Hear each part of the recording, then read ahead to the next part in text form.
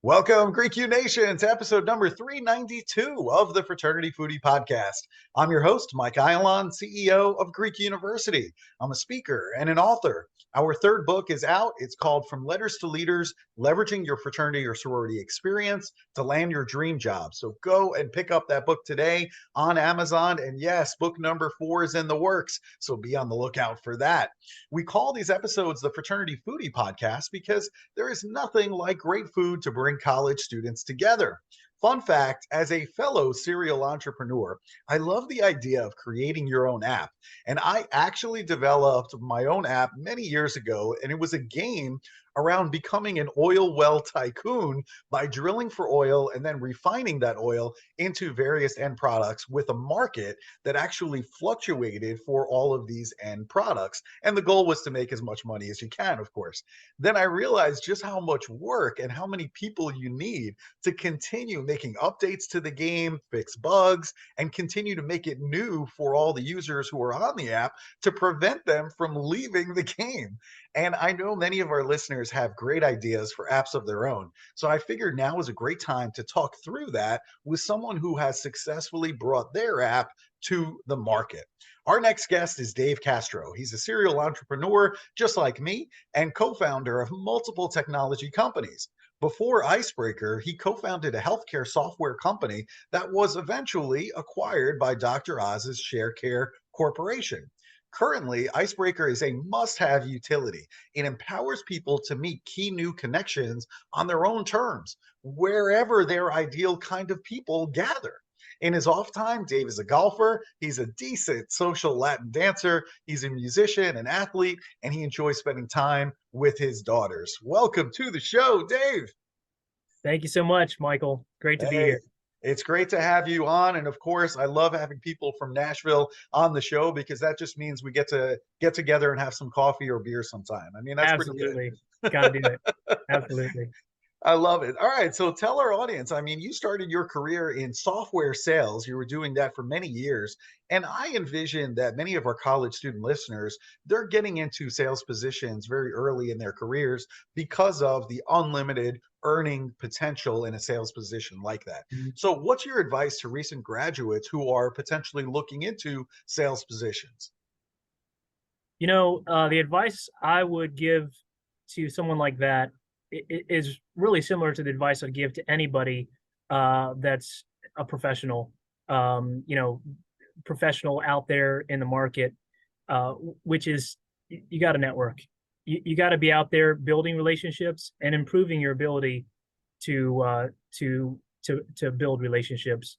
And we all have, kind of a peer group, right? And then we have the level that we'd like to get to in terms of either influence or, financial status, whatever those things might be. And it's a process, and we're always learning. There's always somebody that's going to make more money than you. There's always somebody more influential, and so forth. But those people have relationships with people up and down the stack, the scale, right? Because personality and those type of things, they don't know boundaries.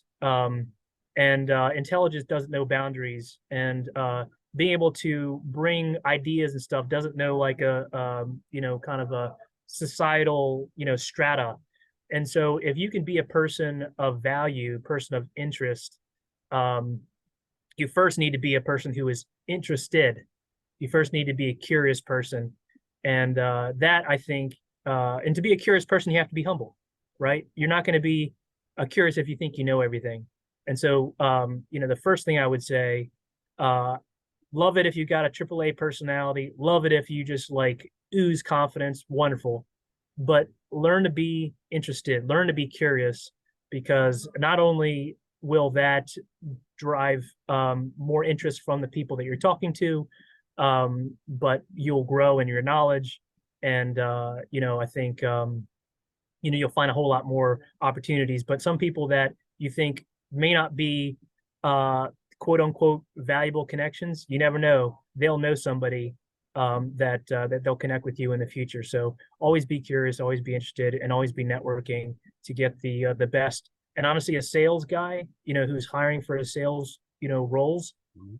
one of the first things they look at is, how does this person make me feel? How do they connect with other people?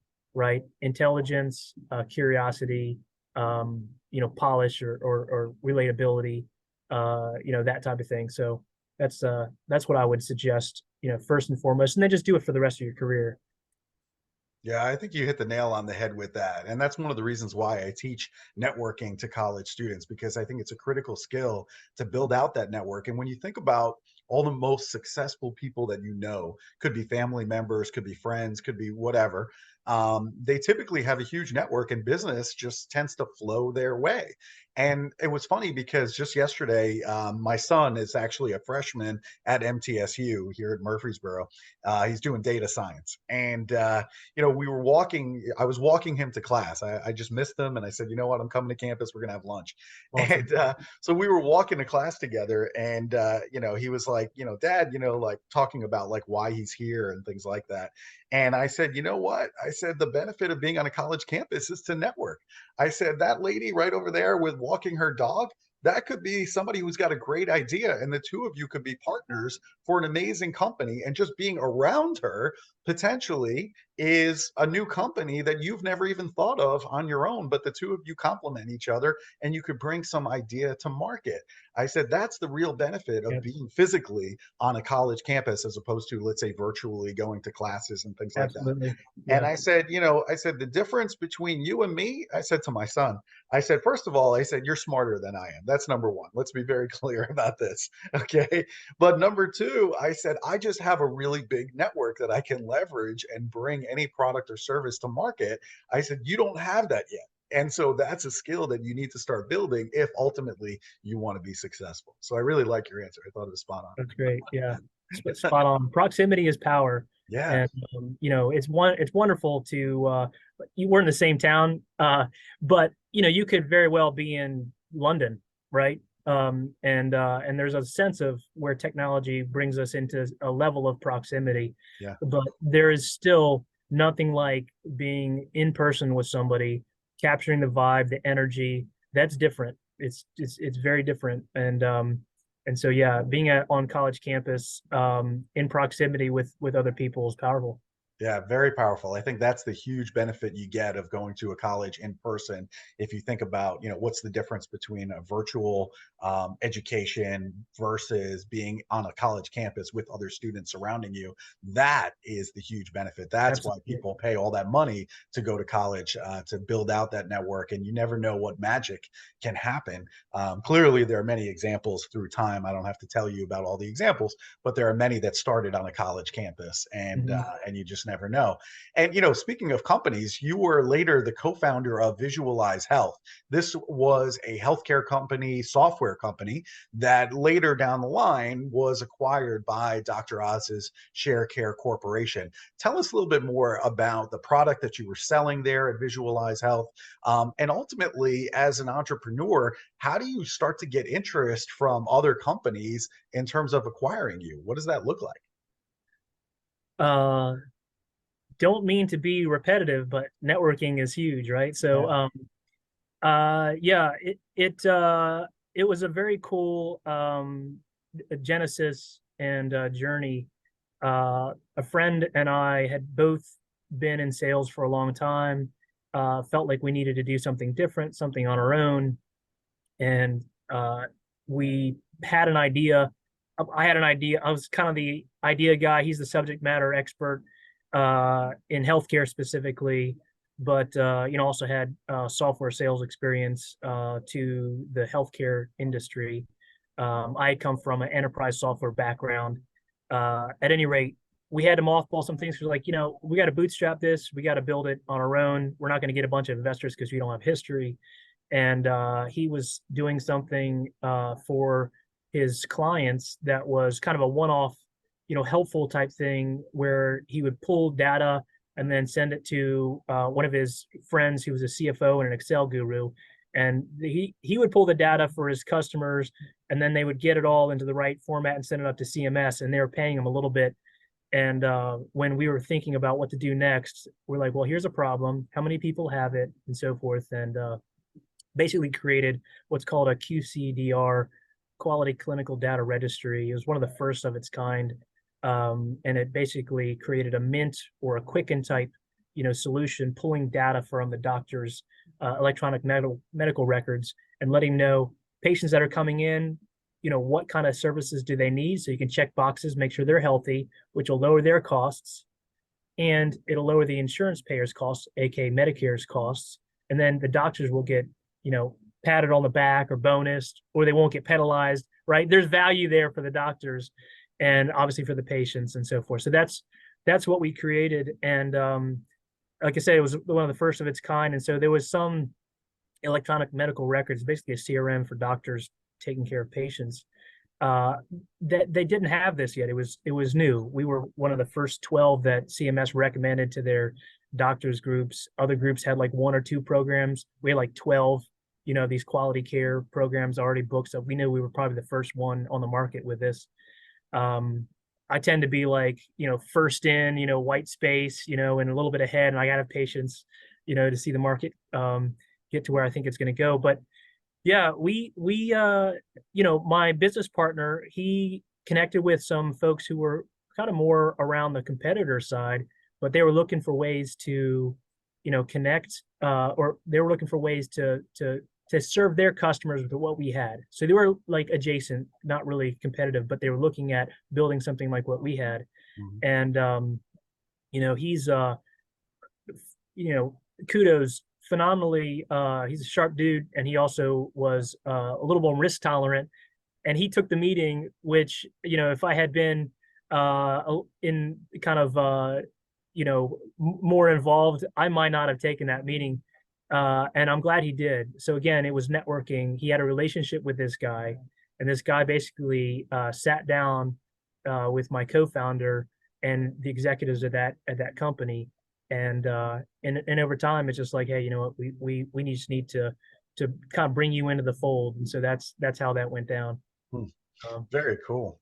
I love it. It's all networking. I mean, that's the key to everything. I think hopefully people understand the importance of it now. I mean, you're the CEO of IceBrekr, so this is an app that seeks to empower people to meet key new connections on their own terms, wherever their ideal kind of people tend to gather. So how did you come up with this idea for IceBrekr? Yeah, that's a funny story. I was just speaking with somebody yesterday, and she loves, I've got a couple Genesis stories because, obviously they come in like, little like moments, and then you like stack together, or like, we're going to do this. Right. But first I'll say that, well, I'll start with the story. So I don't know how many guys out there have, significant others. My ex-wife at the time had needed me. She was not feeling well and need me to go to the store, which happened to be Costco, to get some, things that I never buy, right? Feminine products. Where the heck do I go in that store to find that, right? Not a problem anybody wants to have, to solve. So that was like the first thing, where being kind of a tech guy, I was aware of some technology that could be applied to solve my problem. Was a little bit ahead of the time. There was a big kind of a beacon craze at the time, but what I realized at the time is that I didn't have enough history to get the investment that I would have needed to build something like that. And if you go to Home Depot and those type of things, you'll see the guys who work there have an app, kind of a similar kind of product. And that's store by store. So there's still opportunity for a solution like that out there, but fast forward, I'm divorced. I had sold my company. It's back to networking, right? It's back to connecting with people. And I'm driving down the road, and the local, 65, you're familiar with it. People going, 70, 80, whatever, right? And I'm connecting my phone. This was, you could see the age of my car at the time, but I'm connecting my phone to my, audio system, and meanwhile, cars that are zooming by me at the speed, I'm like picking up their devices. And so like, start pulling the string on that. The tech is basically I'm connecting with people who have a device that's basically an appendage, right? That never goes more than 6 feet from them. It has its own unique identifier, similar to like how we humans have social security numbers. Your devices have the same thing. Okay, so keep pulling that string. Now we just create an opt-in, opportunity, right? An opt-in permission from these users to a unique network type of deal, and they decide what they want to share about themselves. Okay, now all of a sudden we have that's the beginning of IceBrekr. So now I don't need to have your phone number. I don't need to have like information about you. I just need to be in proximity, and it becomes a virtual name tag. If I see you at a networking event, a conference or whatever, and you have a name tag on your chest, I'm like, okay, I'm going to go up and say hi to you, right? If I'm in a room and there's people that have name tags and there's people who don't, who am I going to say hi to? The people with a name tag, right? 100%. And so you could put just your name, or you could put your company name, right? Or you put the what they call the IceBrekr, like toilet paper rolled over or under, right? That type of thing. So IceBrekr, the app, spelled differently, IceBrekr, I would say. First 2 E's, no a-hole. That's the app. We're going to work on some SEO, but if you spell it right, you'll find it. And so that creates this ability for folks to say about them what they want other people to know within a context, which is networking. I'm currently just came out of a meeting with the Entrepreneur Center here in Nashville, and about 100 people in the room. So there's some adjacency because we're all founders, right? There's some people in there that are tech. I did not meet everybody there, but with the app had been on, I would have been able to see what they wanted me to know about themselves, and then especially the beauty of this app would be, or is, it's in the app stores and this is available now. I know who my ideal connections are, and I could describe them in a couple keywords. So I could put those keywords into IceBrekr, and then as I'm in this context where there's people who are adjacent, like my tribe, right? We come to the same place together to hear somebody or to be at the Entrepreneur Center. It'll notify me who those ideal people are who are within eyeball distance around me. Now there's no more FOMO. There's no more angst. There's not like having a conversation with, nothing against candy coated pecans, but that's not my ideal connection, and I'd love to have a conversation with the person selling, candy coated pecans. Again, apologies to whoever might be, doing that right now. But my ideal connection would be somebody who's an event host or a founder, or those type of guys. I want to prioritize having a conversation with them first, check that box, get my ROI, and then I'm relaxed and there's an ambiance of connectivity that would have a conversation with everybody else in the room. So that's the genesis of IceBrekr, and then the value it brings is just ROI, right? You're maximizing the return on your investment for the time and energy that you spend in a networking context. So you don't have to have a conversation with 90% of the people before you find that 2 to 5% who are really one of the main reasons why you're there. Yeah, that's brilliant. I really like that insight because it helped to understand how you get to this end product. People wonder, is it a direct line? No, sometimes it's not a direct line. Like you described it, it's like stacking of ideas and opportunities. So it's really helpful to understand that process. Are there any other real world applications for this app that you've thought of? Man, there's many. There's many. It actually has a digital business card in there. Okay. I am extremely focused on the niche value that we're bringing in our pitch, which is the life that you're dreaming of will be built through the connections that you make. So we're here to help you make the connections that matter most. That's right. Cool. That's IceBrekr's vision. That's my mission. That's what I'm here for. Yeah. And so, but there's some value that's tied to that or adjacent to that, and one of them is a digital business card. There's some other things that we'll kind of put in there too. That one's it's really cool, and there's some unique things that other ones don't have. The aesthetics will improve to be like the other half dozen that are out there on the market. But Right. the things that IceBrekr has that they don't have make it phenomenal. So that, yeah, there definitely are some great opportunities around that. But mixers, hey, college campus, rugby is not really an American, sport. So I'm going to guess that there's not a whole lot of rugby clubs on college campuses. Now, if I'm a rugby guy and I'm coming to a university in the US and I'd like to build a club, if I have IceBrekr on and the college has said, hey, we're going to use this, or the Greek fraternity, whatever it is, are going to use this, I could walk across the college campus and other IceBrekr users who have it on. I have a keyword in there that's rugby, and then it's boom, Michael. You're from Nashville too? Yeah. Okay, cool. I see your face, and then I see you as it notifies me, right? I pull my phone out of pocket, and then I walk away. Michael, notice you're an IceBrekr user. How you doing? I'm Dave. You do rugby, right? Boom. Boom. I have just created value in a world that drives the power of proximity, along with the power of digital, right? And that's what I'm looking to do. If you look in history and literature, there's so many stories where phenomenal value was missed because people were in the same town or on the same bus. There's a movie called, I think it's Escalators or Windows or whatever. Anyway, you just missed them.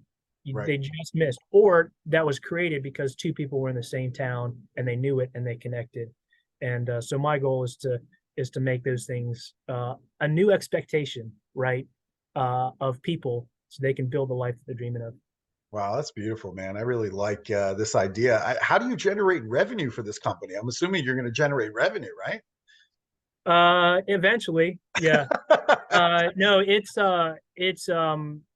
first, there's just the knowledge that this is going to happen, Mhm. and it's going to be IceBrekr. We're doing it already, and then it's driving additional, value to where it's like everybody agrees it's a must-have, right? So there's a little bit of a building of community. Right now, we're doing that through events. So we're creating artificial critical mass, Uh-huh. where event hosts recognize the value that it's going to bring to their attendees, Mhm. the environment, the experience that our attendees are going to have, the ROI that their attendees are going to have. Uh-huh. And we charge a, per head cost and a kind of event package. Imagine as a sponsor, you're able to have your ad right next to your attendees' priority, which is networking, Mhm. and they can click a call to action to buy your thing or to sign up for your whatever it is or to see your stuff. Mhm. Much better than a banner or a tabletop, So there's some monetization values there. And then subscription, like I mentioned, the digital business card, we'll continue to improve that. But Yeah. there's adjacent, value for member organizations and those type of things who have events all the time and mixers, and phenomenal opportunity to continue to build, community and value for your attendees and members' goals. Yeah. All right. So let's assume for a moment there are college students who are listening, there are recent graduates who are listening. Let's assume they're at a professional meeting out in the community. What is the best way for them to communicate with others at this meeting so that way you can build out your network and then increase your chances for a new job or an internship? I mean, obviously, not everybody's on IceBrekr yet, so that might not be an option, right? So, how can Yeah, they communicate with all the other people that are there and increase their chances to get that job or internship? I love that. And I was thinking about this the other day. Um, I think there's that awkwardness in a networking event where you don't know folks. You don't know, are they extroverted? Are they introverted? Are they having like a deep conversation? If I walk in, are they going to be like standoffish, and that type of thing? Mhm. And so I would say two things around that. Number one, it's helpful when you're at a clearly, you know, um, you know, uh, labeled event that it is a networking time, Mhm. right? Mhm. So once you got that going, two things. First one is I don't know which ones, they're both important. I'd say the most important one maybe is be curious, and I talked about that earlier. You got to be curious. That's how you develop relationships. That's how you ask the questions. That's how you have that conversation. if you're not curious, your conversations are going to be stale and they're going to end quickly. So, and you're also going to miss opportunities. As you're curious, then you're building interest from that other person who then asks you questions and then wants to serve you.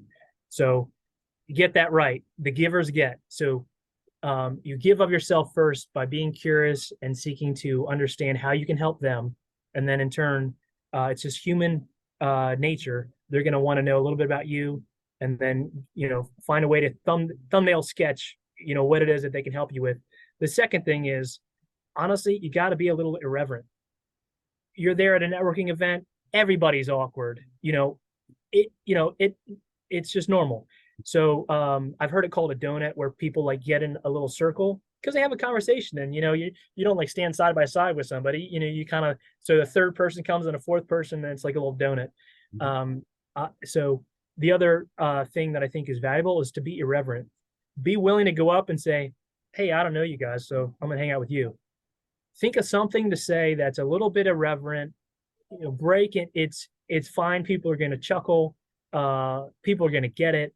And if a little bit of pattern interrupt is really what you're looking to do, and just expect those two things: just pattern interrupt and be curious. And I think those are the first two things I'd recommend. Yeah, I like that curiosity. I think that's fantastic because ultimately, I mean, everyone goes to these conferences with their own agenda in mind. So the challenge is to fight that and to basically be interested in that other person, helping them achieve whatever their goal is. And then ultimately, like you said, I mean, I think that law of reciprocity says that, okay, now that we helped you, right now, let's talk about me, right? So I think that's really, really good stuff. I mean, what's your advice to other college students listening right now who have their own idea for, let's say, an app, for example? How would you guide that person? Yeah. The most common thing about entrepreneurs, especially first-time entrepreneurs, Mhm. is the desire to protect the idea. And man, that's totally me. Yeah. Uh, I legit story. I had gosh, and I'm gonna uh, I can't remember the name of it. It's a mobile app that allows you to track your mileage. Uh-huh. Something IQ, Okay. Mile IQ, I think it is called. Okay. Okay. Before that was created, I had an idea for that. I had it scoped out and all that stuff. Uh-huh. I protected the idea. I didn't tell enough people, so I didn't get the help I needed, and that was a huge lesson. And I think a lot of people go through that first idea, recognize that it kind of died on the vine, or they didn't get enough help, or they didn't never got involved because they didn't get enough input, they didn't get enough help, they didn't get enough poking the tires from other people Mhm. who might be customers, who might be mentors, and that type of thing. So my first suggestion is, get comfortable with the fact that um, you know you need others' input. You need to get, and NDAs are fine. Not a lot of people are going to. A lot of people will sign it, but a lot of people won't. Mhm. And you got to put that idea out there and get it poked around. So that's the first thing, is make sure you get as much other ideas in there as possible. Some of us think about all the different potentials, and then move on to the next idea. Some of us avoid some of those potential like negatives, and then end up down the road wishing that they had not done that or done something different. So get input. That's probably the number one thing I would say. Yeah, I agree with that completely. There's a lot of people in the space that you can look to get some help, and you really do need to get some people to poke holes in your idea in order to know what it is that you're dealing with and make sure you got all your bases covered. And other people, other lenses, I think, especially those in the industry, can help you to avoid some pitfalls and get you to where you want to go.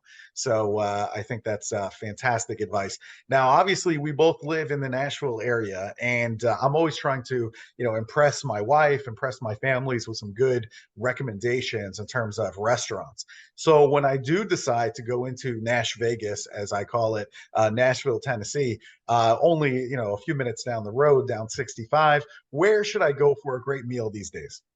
Yeah. Great question. I actually, it's since, so I'm a solopreneur and I'm busy as heck. But when I was going out more, my favorite area was Germantown. Sure. The Germantown area has a Rolf and Daughters, Butchertown Hall, Yep. City House. Literally, you could walk from one phenomenal place to eat to another. Yeah. So that I would recommend an area, and I just gave you a couple names of places that are fantastic. And then they got some pretty cool wine places and rooftop bars as well. Yeah, that area is really good. I've had food at City House. That's actually one of my wife's favorite restaurants. Really, really good. Haven't been there in a couple of years, but I need to go back. Rolf and Daughters is also really good. I mean, you really can't go wrong. I mean, that area of the city, you're right. I mean, you can choose any restaurant you want. You'll have one of the best meals you've ever had. Michael, so you can't go wrong. Free parking. Yeah.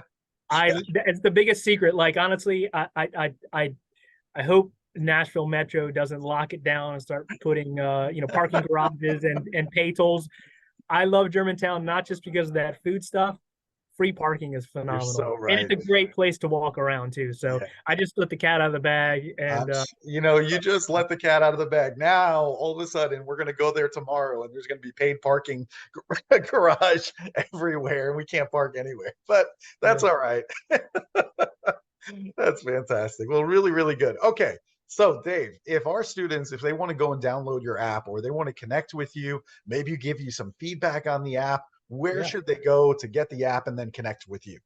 I would love that. I would love to throw everybody on the bus. We're having this journey together. I told you my mission is to help you make the connections that matter, to build the life you're dreaming of. So, man, hit me up. I actually even have a phone number. You can text me. If you go into the app, there's a info banner, and you could see, a little bit about some tips. And then at the bottom, there's a button. They can literally message me directly with ideas or whatever's help. But to get the app, I think is what you asked. Yeah. How do you get it? So go to IceBrekr.com, and it's spelled differently. It's IceBrekr. So just the first two E's and no A. I always say, first two E's, no A-hole. IceBrekr.com. And that's the easiest way to go and grab it. That's fantastic. And use it at your, there's a free version of it. The digital business card is available. You'll see that improve. You'll be able to add your own logo or whatever to that digital business card. It's your links, everything.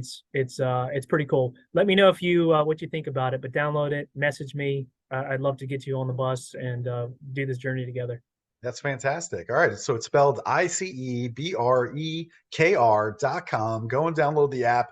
Let Dave know what you think about the app. If you have any suggestions for him, he's all ears. He wants to hear about it. And what can I say? Thank you for sharing this great resource with us today, Dave. And thanks so much for sharing your insight as a fellow serial entrepreneur. I think that's really, really helpful to today's college students. So thank you for sharing all of that with us today.